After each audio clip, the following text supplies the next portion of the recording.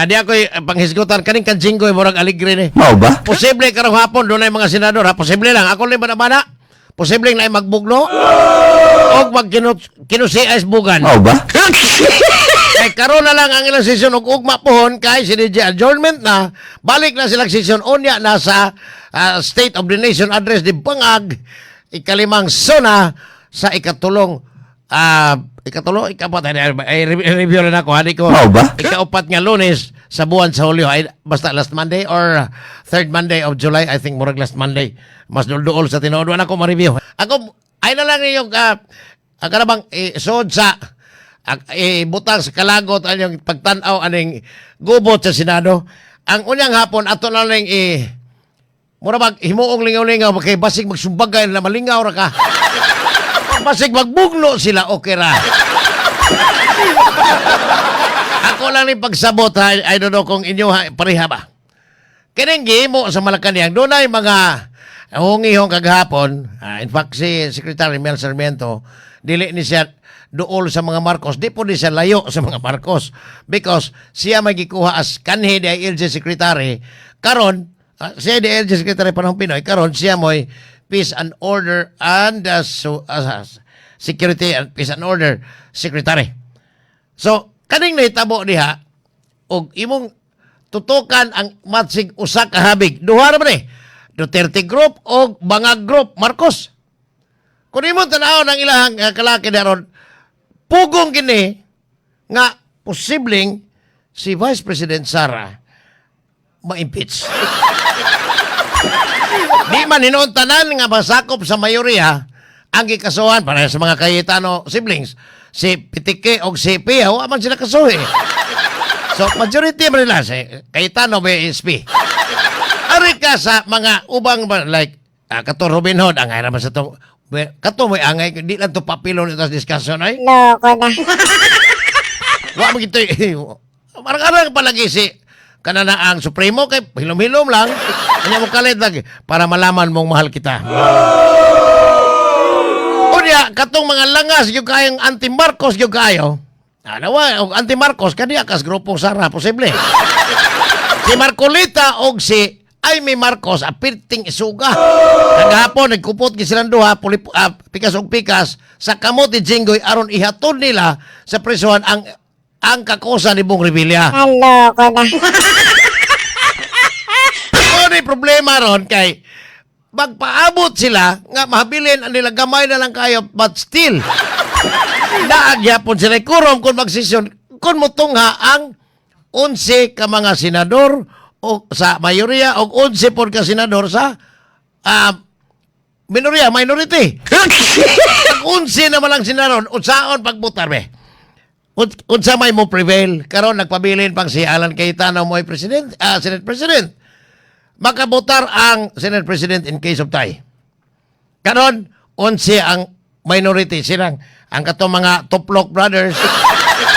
Di apoy laing magsuon di speaker sa grupo ni Alan ang katong anak sa itigilan natin yan. Loko na. ang itigilan natin yan ang Loko na. di kay kaluwas. Andi rice sa mga restaurant ang magsuon nga bilyar si Mark o si Camel. Kanain lang ini. Now, ug imong pasahon unyang hapon si Alan as presiding officer kay siya may kuha ka na ng Senate President na po na lang nahibili nila kay ika-11 si Alan. Karing pikas 11 man gyud na higpit. Gapon ang baki senator. O ba? Iko pangilinan nasang muyo ko no siya. Atik-atik na sa tong kanaan. Unya og imong atangan karong hapon, init gyud kay ang debate ani. Tungod atong motion ni Marcolita nga matud pa niya, bahalag mapreso ko. Siya naman sa sunod ni Mr. Gaon, Joel Villanueva gahapon ipatawag sa Malacañang. Daghang kay nagampong maitag, di maliso. Ang Loko. baruganan kay kang inyo mo bang party list kani adto, Sibak. Hindi kayo sinibak, ha? Ang Sibak is Citizens Battle Against Corruption din. Ang iyang amahan ron mo ay kongresista na as party list congressman. Si Brother Eddie Villanueva itong Jesus is Lord movement. Naan ninyo ang Jesus. Pero ang ilang kumbatian niya ani, 11 ang minority, 11 pod ang majority. Kuha ang usa ni Alan nga maglingkod atong trono niya. Ang matod pang Franklin M. Drilon, FMD. Mura si Alan Cayetano kuno mura kuno hari nga way gingharian. Oh ba? Kung sa may matabo kuno hapon di ba kani sa ilisan. Ang pangutana ani inig-abot unya sa impeachment trial kay naminos naman sila. 16 baya ang pabor sa pag-impeach ha kung matikwang yun ang vice presidente 16 ang ikinahanglan. Kaning uban posibleng kumbensihon nga tagaka na Sara kay apil na tikagkihana para makoy do ka tuig. Kung matagak ang vice presidente si Marcos og ang ihanggang dili mga preso. Dili mapreso silang Tambalosos Martin Romualdez, Edwin Garjula, ug uban pang mga tulisan sa malita dili mga preso. Kadto lang tingali saldi ko mo ilang gugdon kay di balitok man to. Oh ba? Posible mo angay preson kay do na to warrant of arrest. Pero si Martin Romualdez wa man gyud. Kun dili pero arita sa dili ma-impeach. Di ka mahurot og kapriso ning mga bangag, Oh ba? tambalos gang. Napirting kinawatay sa kwartas mga pinagis balita. Ako na. Kay bisan karong mga panahon na ang grupo ni Sara, grupos mga Duterte sa execution sa balaod, lupig man yun sila kay una ang ombudsman Bunsing Remulla. Oh ba? Ang executioner sa balaod ang iyang igsoon nga tabang si John Vic Remulla. Awa! Awa! Od sa may mahitabo aning ilang paningkamot unya nga dili gyud mag ma-impeach ang vice presidente. Napa ba kay chance? Ikaduha, ang mga paningkamot nila nga gisod tong malita, 5 ka malita ang ilang ebidensya. Oh ba? Ubag magsilbi ba nga kaning impeachment trial sa mga senador dili man ni magbase tanan sa giingon nga ebidensya kundi magbase ni kung asa kadapig sa ilang pamulitika. Awa! Awa! Manay ingon ni Mike Rama. Awa! Madahag pahawa ka to. Ano naman ito Senado ang mga yawa, Mike? O niya, sa batod pang noygos, magigpatay pa kapitin na laban na itong politiko. Batad, madahag. Morning, Elad. O niya, si Jinggoy ron. O kung mo tanaw, Jinggoy, morag namaypay na sood sa payata sa Quezon City Jail. Pero to ang iyang kakusa si Bong Revilla. Kato mga kontras ba nga karon paprisohon gini. Aron dili na makabutan total og 11 ang senador nga sakop sa minority unya punan sa duha. Bisag duha lang kabuok. Awa na majority na sila dayon. Kay kanan duha wa pa man mag-umumog kaso. Ang wapay kaso dia ay mi Marcos ha igsoon sa ika-12 panalitag ika-12 punan na natong usa nga matrisi sila aron kuha og quorum ang si Camille Villar wa man kaso wa man kasuhi si Pia Cayetano si ala wa tanaw nako ang mahitabo si Erwin Gatchaliana madayon gini lang iyong si Erwin Gatchaliana ay mamahimong Senate President pero mapadayon baka ang investigasyon nga unya Soibis sa flood control anomaly nga unta panguluhan ni Senadora Pia Cayetano. Kanang Hoybes wala na sila desisyon pero Oh ba? og batikwang ang Senate Presidency karon or ugma awa na Pia na pod. Ang Vice Chairman ng Senate Blue Ribbon Committee si Marcolita unta. Posibleng si Alan Quirante sa QMB lugo na sa taman dito ni Marcolita inigbalik unya sa investigasyon nila. May siguro maapil si Jonathan Quirante. Katong giingon ni Edward Ligas nga si Jerome Awit. Sibling maapil kay lipak ang gamit instead nga kabilya gigamitan rag lipak aring Oh ba? flood controls man daw eh. So daghan kayo ni ang may bibi ko. Oh ba? Kami kitang mga magbubuhis sakto ning giingong ni Noygons ngano magigpatay magitas politiko. Kumana sa mga apa si mo magkagbahin ini kadaog nila. Yawa! Awa! Or believe lang kay kanila kay pertigid silang kawatana.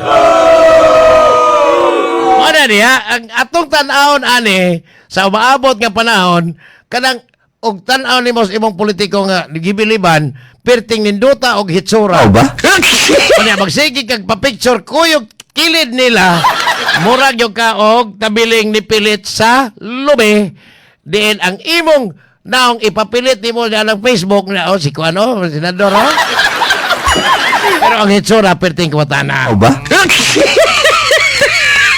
Si Boss Ludwig Umiga, matod pa niya, in reaction sa geopolitics o foreign policy, gihisgotan ni Secretary Sarmiento, why dapig-dapig, storya digong nakaduwa o bintaha para nako lang ha, nakapangisda ang mga Pinoy sa West Philippine Sea, o niya, nakagsuod sa Russia, akong view lang na, kay, dinood, o gwapag yun, di pa mahadlok ang administrasyon ni Bangag karon nagsigit ang palit og trator ta crudo na to og gasolina gikas Russia og sa Iran hadlok mas Bangag kay napos gibo American boy kayo di ta kapalit ito kay Mao ba? ako na UN Security Council mo babag yes ta haka ito kandigo okay ra po ta to kay gawa sa iyahang peace and order kay katong to naman sa katong mga dragons kani atong nagdas lawgaw nagdas gubot to naman rest in peace naman. Kung si Digong pa presidente niya, gigubat sa Amerika, gigubat ang Iran sa Amerika o Israel, awa na tayo problema. Hindi tayo mo sangko sa nudnod ng mga krisis sa ekonomiya. Waita. Morning ilan kayo. Daghana na. Diraw? Si Boss Ludwig naghana na function supposedly nga wa gyud mahibaw sa mga sa mga kabarangayan matod pa ni Secretary Mer Sarmiento most barangay LGU sige ra gyud og copy paste sa posting sa mayor. Maoy akong na-notice gyud tinuod na. Sus ang mga Mao ba? kapitan sige lang aliloya na ilang mayor. Kuwang lang mo apil og tawag og may bibi ko. Matod pa ni Royal Blood sa those were the days in the Senate. Ang lolo, senador, ang lolo niya, si presidente. Kini si Royal Blood Boss Ray Cosmenia, wa pa siguro ma-presidente ni kay batanon pa man. Kada pa kang Boss Ludwig Umiga. Bugat yun ang loob ni Kiko Pangilinan o sa kang Robin Hood kay gipakita man ni Robin patik. Gipakita ni Robin ang patik sa endugan. May kasing-kasing niya dapit si Sharon. Tinuod bito, no? Interview to siya ni Pinky Webb. Mantingal ito sa National TV. Huwag ko kabantay. Murag naan sa Billionaire News Channel. Di nadaklit lang. Wala ko paminawa. Rolando Binaro. Wan agin ni Ayo ang mga tawhana. Grabe na kaluod. Tinuod bitaw. Si Konsyal Lawrence Robledo. Ay. Hampang Game Farm. Sige lang pang-harvest ng Sudano. Nagkasabi na. Matod pa niya. Padayon lang sa malayang mamahayag. Rolando Binaro. Lood na kayo. Lora, naging ani mga tawhanay. Timan-an ko ni. Ang mga tawhana inig eleksyon. Bitaw, loora gin paminaw na may pagmanari ta. Matod pa ni Consul Lawrence. Si Boss Ludwig Umiga na Bulgar naman yun na oy. Kanatanan sa lida sa mga Duterte yun ang banda para mapapas na sila sa political arena. Murag ina na yun, padong lagi niya. Inigabot sa punto nga wa na isara makadagan kinsa may ipuli di sa ko tingali di sa musakay mga tao nga ang padaganon pagka-presidente iyang manghod si Basti. Tito patik at Mao ba? lipa ngayon. Tangtangas ng patik. Pa siguro. Pero ang padulngan ani, papason gyud ang mga Duterte kay duha na magini naging kwentro ron. Papason ang mga Duterte sa politika, pinaagi sa pag-impeach ni Vice Presidente Sara aron tuloy ang ligaya gikan sa mga buaya ngadto na sa mga tambaluslos.